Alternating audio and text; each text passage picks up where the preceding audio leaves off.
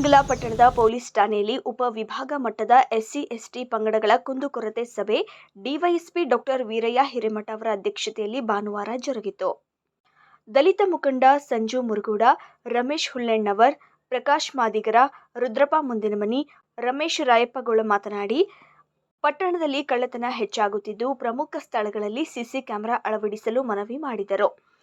ತಾಲೂಕಿನ ಸಿದ್ದಸಮುದ್ರ ಗ್ರಾಮದಲ್ಲಿ ದಲಿತರು ತೀರಿ ಹೋದರೆ ಗ್ರಾಮಕ್ಕೆ ಬೇರೆ ಗ್ರಾಮದ ದಲಿತರು ಬರುತ್ತಾರೆ ಎಂದು ಚಹಾದ ಅಂಗಡಿ ಬಂದ್ ಮಾಡುತ್ತಾರೆ. ಜಾತಿ ವ್ಯವಸ್ಥೆಯನ್ನು ನಿವಾರಿಸಲು ಪೊಲೀಸ್ ಇಲಾಖೆ ಮುಂದಾಗಬೇಕು. ಪ್ರತಿ ಗ್ರಾಮದಲ್ಲೂ ಜನಸಂಪರ್ಕ ಸಭೆ ನಡೆಸಬೇಕು ಎಂದರು. ಖಾನಾಪುರ ತಾಲೂಕು ಬೇನಿಕೊಪ್ಪ ಗ್ರಾಮದಲ್ಲಿ ದಲಿತರ 5 ಕುಟುಂಬಗಳಿಗೆ ನಿರಂತರ ಜ್ಯೋತಿ ವಿದ್ಯುತ್ ಸಂಪರ್ಕ ಕಲ್ಪಿಸಿಕೊಡಬೇಕು. ಗಣಿಕೊಪ್ಪ ಗ್ರಾಮದಲ್ಲಿ ಕಡಿ ಮಷಿನ್ ಲಾರಿಗಳು ಬೇಕಾಬಿಟ್ಟಿ ಸಂಚರಿಸಿ ರಸ್ತೆಯಲ್ಲೆಲ್ಲ ಧೂಳು ಮಾಡುತ್ತಿದ್ದು, ಲಾರಿಗಳ ಮೇಲೆ ತಾಡಪಾಲ ಹಾಕಿ ಸಂಚರಿಸುವಂತೆ ತಾಕೀತು ಮಾಡಲು ಹೇಳಿದರು.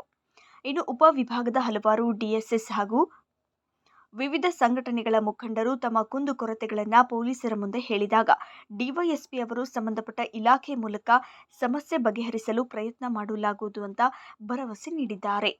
ಪಿಐಗಳಾದ ಪ್ರಮೋದ್ ಎಲಿಗಾರ, ಶಿವಾನಂದ ಗುಡಗನಟ್ಟಿ, ಗಜಾನನ ನಾಯ್ಕ, ಎಸ್ಸಿ ಪಾಟೀಲ್, ಎಂಬಿ ಬಿರಾದರ್, ಪಿಎಸ್ಐಗಳಾದ ಚನ್ನಬಸವ ಬಬಲಿ, ಗುರುರಾಜ್ ಕಲಬುರ್ಗಿ, ಸುಮಾ ಗೋರಬಾಳ, ಗಂಗಾಧರ್ ಹಡಪದ್, ಪ್ರವೀಣ್ ಕೋಟಿ, ಎಫ್ಐ ಮಲ್ಲೂರ್ ಹಾಗೂ ಕಿತ್ತೂರು, ಖಾನಾಪುರ ನೇಸರ್ಗಿ, ಬೈಲಹೊಂಗಲ ತಾಲೂಕಿನ ಡಿಎಸ್ಎಸ್ ಮುಖಂಡರು ಇದ್ದರು.